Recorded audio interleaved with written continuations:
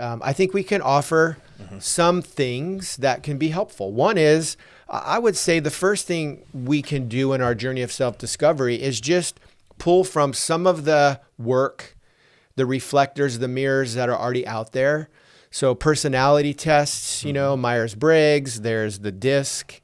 I know there's the Strengths Finder, and identifying your top 5 strengths can be helpful in how you might lean into certain tasks and projects.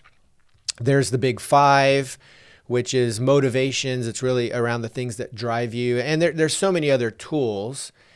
And so if you haven't taken a personality test or you haven't done your strengths, those are all online. You can find them. They're really easy and they are helpful. But what we're getting at is who you are isn't defined by taking those tests.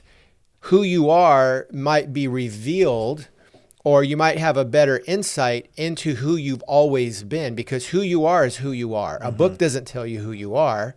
It just might help us discover ways to identify attributes and motives that make us more clear. Yeah. So if you haven't done those, we would say do those. Yeah, we love those. We use them with clients all the time. Yeah, but the challenge is those aren't helpful if all you do is learn about who you are, but you don't act into those. So there's more we still need to do in becoming who we are, because knowing who we are doesn't translate into us being who we are. So what's another thing that we can do? Personality tests are I often think of them like the color wheel.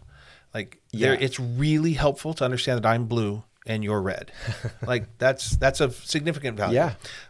But if we take a bunch of people like me and put 32 of us in a room, we're all a lot of blue. That's a lot of blue. But what you start to realize is, wait, we're not all the same, right? Or another way to think about this, if you go down to the paint store and you say, I'd like to buy some blue paint, the mixer is going to say, I need a lot more information, because those tests do a good job of separating out into the big buckets. But inside of this, there's still a whole bunch going on.